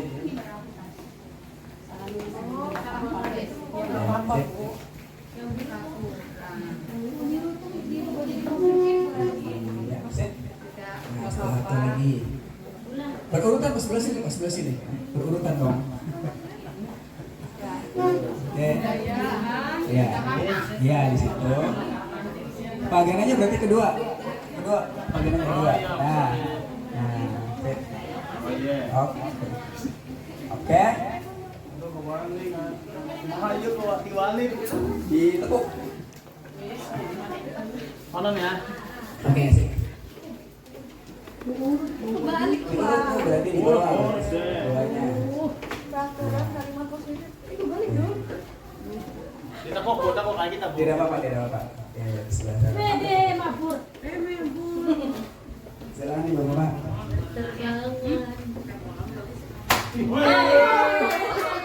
Sangat luar biasa. Berurutan ya. Berarti Ibu Nena sudah di atas, Iya. Oh, sesuai ini. Iya, jadi nggak apa-apa. Nah, aku akan di sini nih. Sini, Pak. Ya boleh. Di bawah ini bawah. Berarti sebelah sana. Kalau hijau maju. Terus ini. Iya, di situ. Ya sudahlah. Ya. Kalau yang Bapak ini berarti sebelah sana satu. Sembako. Hijau sebelah sini. Urut Pak. Di bawah itu Bapak. Di bawah. Nah, boleh sebelah sini. nanti ini di bawah ada yang sampai tadi. Nah, nanti ditempelnya udah sebelah sana lagi. Oke. Saya sebelah sini berarti. Saya di sini. Boleh lah, boleh.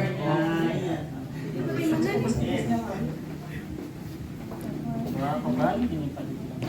Oke, berurutan nih Bapak ya, biar nanti di sinkronisasi ininya sudah benar. Awas jatuh, sudah.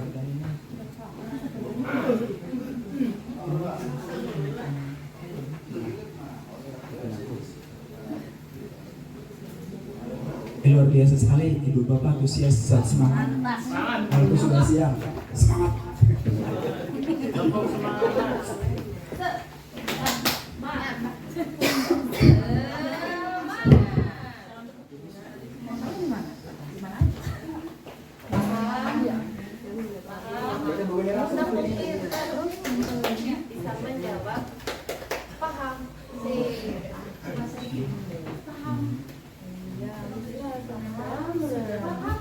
Oke. Kita mau sana leme. Oke, tidak apa-apa. Kipas.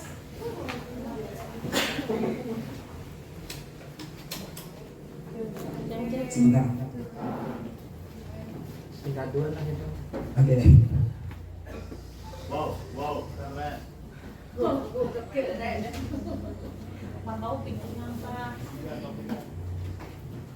Oke, terima kasih Ibu Bapak sekalian sudah berpartisipasi dalam membuat keyakinan kelas. Dan akan kita lihat bersama-sama Ibu Bapak. Yang pertama di sini ada dilarang main bola di dalam kelas. Nah, ini adalah peraturan kelasnya yang sudah dibuat oleh anak. Dan kalimat positifnya adalah sebaiknya main bola itu di lapangan. Nah, ini masuk kalimat positifnya. Dan untuk nilai kebajikannya adalah kelas rapi, tidak berantakan. Setuju. Setuju Ibu Bapak? Baik, oke. Selanjutnya ada dilarang izin keluar kelas lebih dari 1 kali. Peraturan kelasnya. Kemudian kalimat positifnya adalah tidak boleh keluar kelas lebih dari 1 kali. Dan kebijakan kelasnya adalah disiplin. Setuju Ibu Bapak?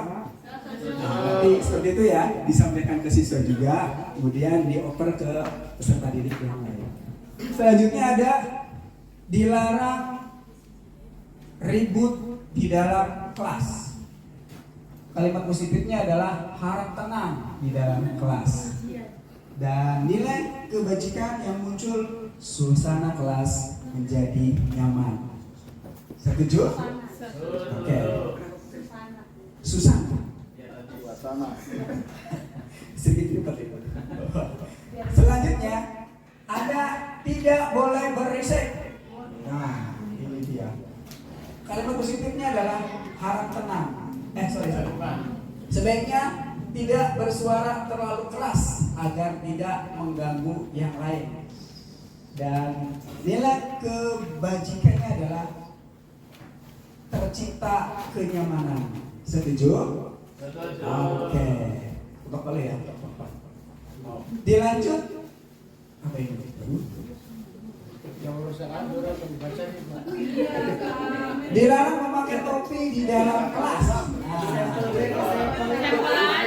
Banyak ya. Kalimat positifnya adalah sebaiknya memakai topi jika di luar kelas. Dan nilai kebajikannya adalah disiplin dan kenyamanan. Betul? Setuju? Baik, kita lanjut. Jangan main HP pada saat KBM. Biar sebut ya. Kemudian nilai kalimat positifnya adalah apa ini? Saling menghormati. Dan nilai kebajikannya adalah apa ini Pak? Kelas yang kondusif. Bagaimana? Setuju kan seperti ini? Oke. Dilanjut lagi. Melaksanakan piket sesuai jadwal yang sudah ada. Nilai kalimat positifnya adalah sebaiknya setiap sebaiknya siapkan terlebih dahulu alat tulis. Ini bukan sih? Iya, seperti itu. Oh ini. Tunggu. Sebaiknya melaksanakan piket sesuai jadwal yang sudah disepakati. Oke. Dan nilai kebajikannya adalah apa ini? Ya Allah. Agar kelas rapi dan nyaman. Ini mohon maaf ininya minggir. Dia lanjut Bapak Ibu. Satu lagi. Jangan membuang sampah bekas jajan di kolong meja. Waduh. Kalimat positifnya adalah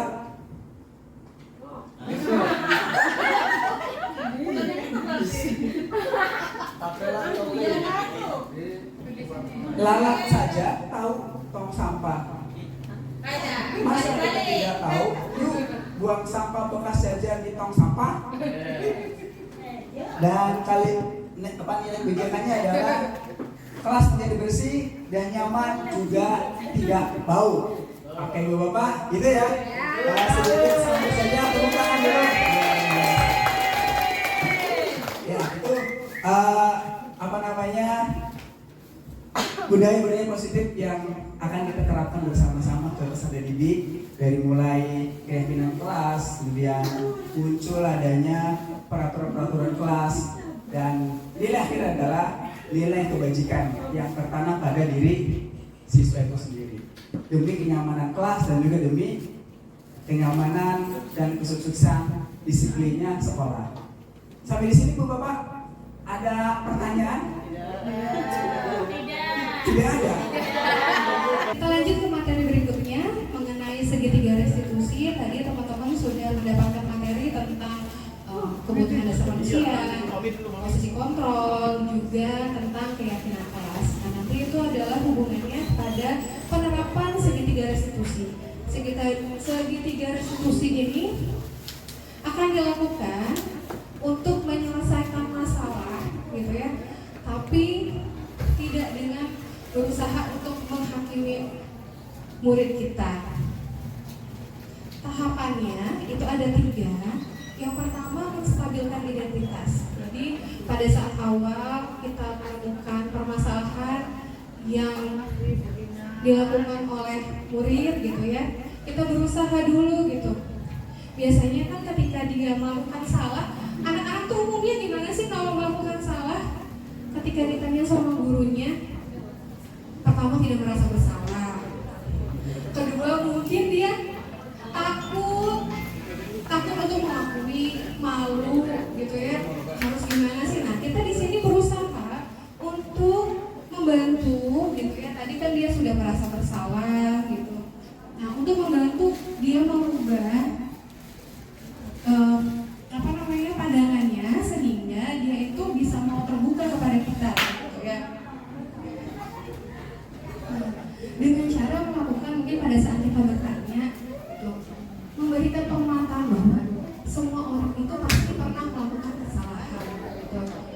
Saya juga pernah, gitu ya. Jadi misalnya murid kita tidak mengerjakan tugas, gitu. Kita tanya, kamu kok gak ngerjain tugas, gitu? Ya Bu, saya gak ngerjain. Kok gak ngumpulin? Ya Bu, saya gak ngumpulin, gitu. Kenapa, gitu ya. Nah, itu kemudian kita menguatkan bahwa semua orang itu pernah melakukan salah, supaya dia juga, oh iya ya, mungkin saya juga bisa nih memperbaikinya, gitu ya. Berikutnya, kita validasi tindakan yang salah. Pada saat ini kita tidak langsung menghakimi, gitu ya, perilaku buruknya, gitu. Tapi kita juga menanyakan, mungkin dia punya alasan tertentu di balik perilakunya yang buruk atau perilakunya yang salah, gitu. Nanti kita bisa juga membantu, kan tadi sudah mengetahui kebutuhannya, gitu. Dari situ, dari dialog tersebut kita bisa mengetahui, oh mungkin dia itu butuh kesenangan. Jadi kita bisa nanya, ada cara lain gak sih, gitu, untuk memenuhi kebutuhan kesenangan kamu tanpa melakukan hal tersebut, gitu. Nah, tahapan yang ketiga, kita menanyakan keyakinannya. Tadi kita sudah membuat keyakinan kelas.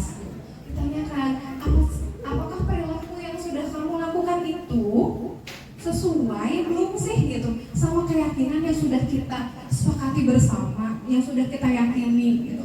Kita kembalikan.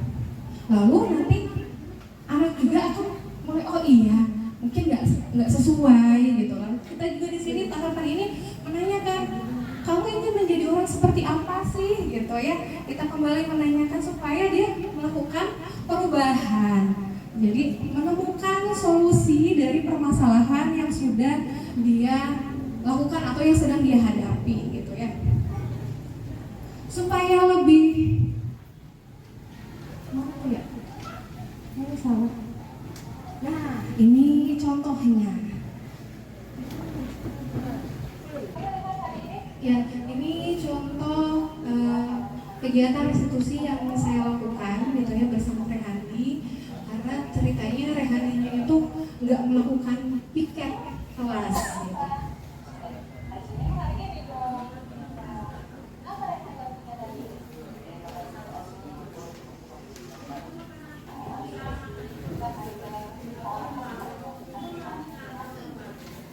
Tadi kan saya mengatakan ya Bang, kenapa sih Rehandi nggak melaksanakan piket gitu? Ternyata katanya dia main bola gitu kan. Nah saya menanyakan, terus kemudian saya mengatakan bahwa semua orang pasti akan melakukan. Nah pada saat itu berarti saya itu sedang melakukan tahapan menstabilkan identitas.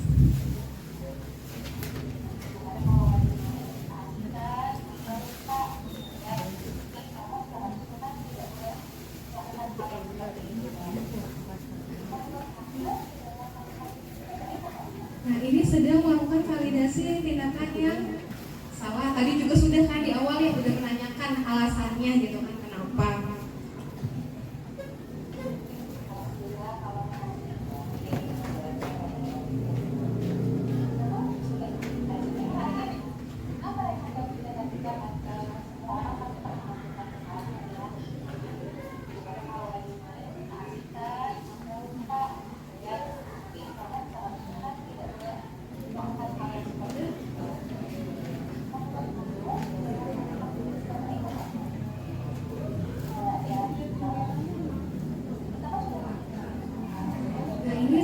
Sedang menanyakan keyakinannya gitu ya.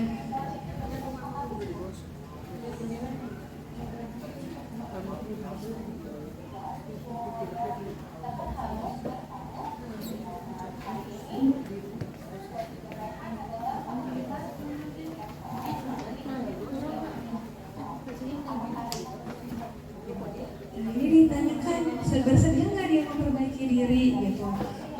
Kemudian menanyakan apa yang bisa dia lakukan untuk memperbaiki diri.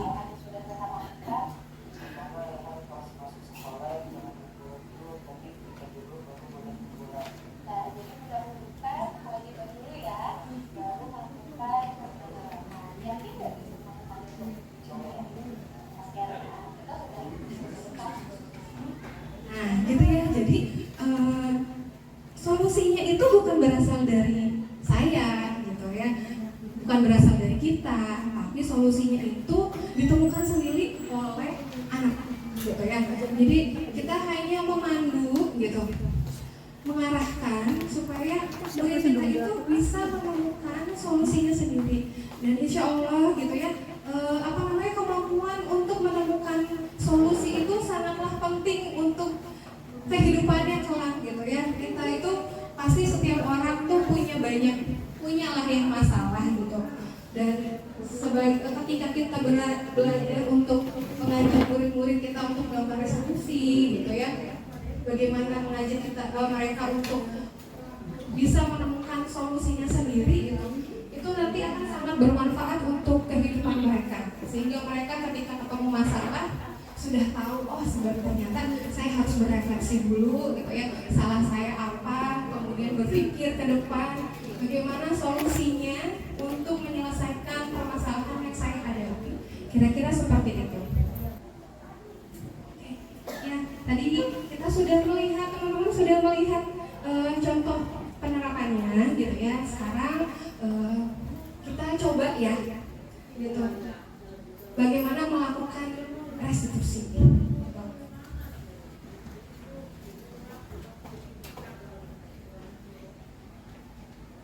Nah, ini ada satu kasus. Rehan tidak sengaja meledak. Ada 2 kasus ya, dibacain dulu aja, nanti teman-teman pilih mau memperagakan yang mana gitu ya. Kasus yang pertama, Rehan itu nggak sengaja meledak Puji gitu. Jadi Pujinya itu dapat nilai yang lebih rendah daripada Rehan gitu ya. Kemudian Pujinya menangis, lalu ada Pak Pri datang. Pak Pri nanya gitu. Kenapa sih Puji menangis gitu ya. Lalu setelah diberi keterangan dari Puji, Pak Pri memanggil Rehan untuk berbicara. Jadi yang pertama kasusnya meledek karena nilainya jelek. Kasus yang kedua, ini ada Benny, kelas saya ya, sering ke toilet gitu. Lalu mengadu, saya yang ini ya, mengadu ke Pak Dedi bahwa anaknya sering pergi ke toilet pada saat jam pelajaran. Nanti saya bagikan, siapa teman yang mau mencoba untuk berperan sebagai murid dan gurunya? Ya, boleh? Mau? Dicoba ya? Oke, saya bagikan dulu ininya, contoh kasusnya.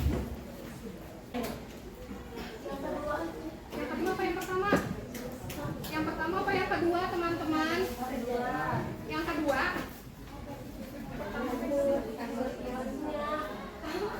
Yang pertama ya udah, yang pertama ini yang pertama. Bu Dina gurunya, Bu Rika muridnya. Ini yang berperan sebagai ibu gurunya. Coba kita lihat. Sebagai gurunya adalah Bu Dina dan sebagai rehannya adalah Bu Ika. Bismillah ya Bu Indah, saya akan belajar ini seperti apa. Coba.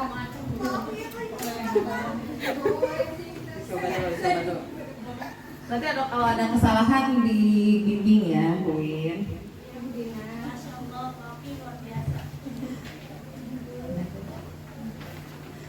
Assalamualaikum Rehan, apa kabar? Alhamdulillah Ibu baik. Tahu nggak Ibu kesini Rehan itu dipanggil buat apa? Oh nggak tahu. Kira-kira tadi pas jam istirahat makan siang Rehan melakukan kesalahan nggak sih pas jam istirahat makan siang tadi? Apa ya? Oh, itu ya Bu ya. Mungkin saya ledek Puji. Ledek cuma C, dapat nilainya kecil, kayak gitu aja kok Bu. Oh, seperti itu. Menurut Rehan itu baik nggak kalau dilakukan seperti itu?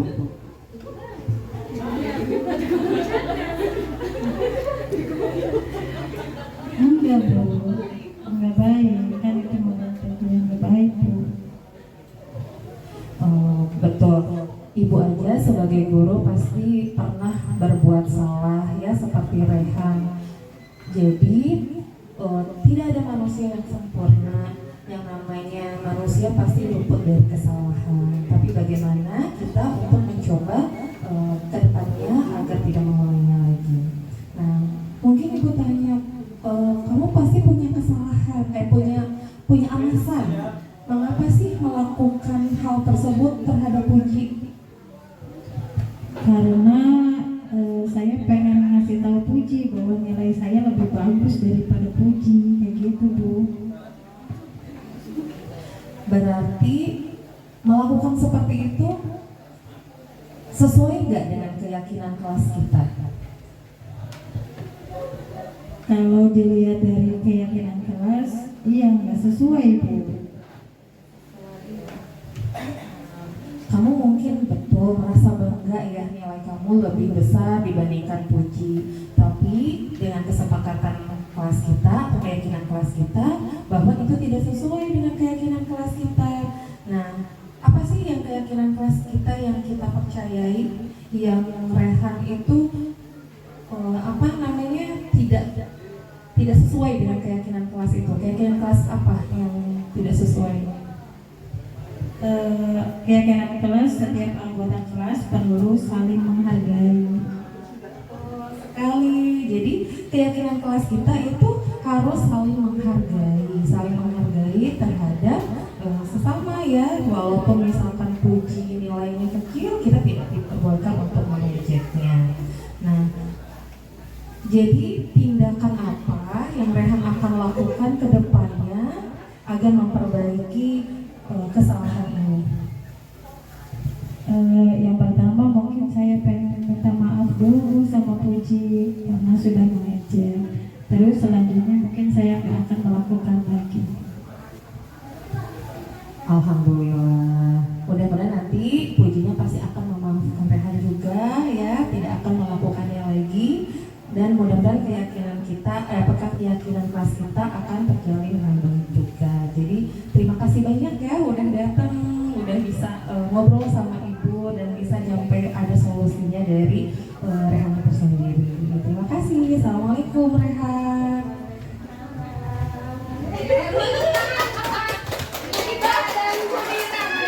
Sekali ya teman-teman sudah memperagakan praktek penerapan segitiga restitusi dengan baik ya. Tadi sudah muncul ada menstabilkan identitasnya gitu ya, kemudian validasi tindakan yang salah dan menanyakan keyakinan dan solusinya itu berasal dari Rehan sendiri gitu ya. Nah, sekian dari saya gitu ya untuk materi segitiga restitusi. Nanti dilanjut. Dan selanjutnya mari kita belajar bersama, berkolaborasi, saling mendukung demi mewujudkan disiplin positif di sekolah kita sehingga dapat menciptakan karakter profil pelajar Pancasila. Luar biasa. Alhamdulillah kita sudah selesai ya untuk acara desiminasinya. Terima kasih kepada teman-teman semua yang sudah hadir pada acara kita gitu ya, desiminasi budaya positif. Saya Winda Ayu Lestari, Saya Didi Susanto dan saudara saya Yanto Agus Susanto. mengucapkan banyak-banyak terima kasih atas partisipasi teman-teman semua. Semoga apa yang kita pelajari hari ini bisa menjadi manfaat buat semuanya gitu ya. Dan bisa kita terapkan bersama-sama untuk sama-sama mewujudkan sekolah yang memiliki budaya yang positif. Terima kasih. Wassalamualaikum warahmatullahi wabarakatuh. Saya Leli, peserta diseminasi CGP Angkatan 11, Ibu Winda Ayu Lestari. Kemarin diseminasinya itu tentang budaya positif. Alhamdulillah sudah dilaksanakan dan sangat seru dan interaktif karena Bu Winda sudah mengajak kami untuk mempraktekkan segitiga restitusi. Sekian mungkin dari saya. Terima kasih. Assalamualaikum warahmatullahi wabarakatuh. Perkenalkan, nama saya Dina Ferdiana SPD dari UPTD SMP Negeri 1 Bongas. Saya mengucapkan terima kasih buat Ibu Winda Ayu Lestari SPD sebagai calon guru penggerak Angkatan 11 yang sudah mengikut sertakan saya sebagai anggota diseminasi tentang budaya positif. Di sana saya lebih memahami tentang segitiga restitusi, bahwa saya waktu diseminasi diikut sertakan untuk mempraktekkan secara langsung tentang segitiga restitusi. Terima kasih Bu Winda, semoga lancar dan lulus sebagai calon guru penggerak Angkatan 11. Wassalamualaikum warahmatullahi wabarakatuh. Mari belajar bersama, berkolaborasi, saling mendukung demi mewujudkan disiplin positif di sekolah kita, sehingga dapat menciptakan karakter profil pelajar Pancasila. Terima kasih. Wassalamualaikum warahmatullahi wabarakatuh. Salam guru penggerak, bergerak, bergerak, menggerakkan.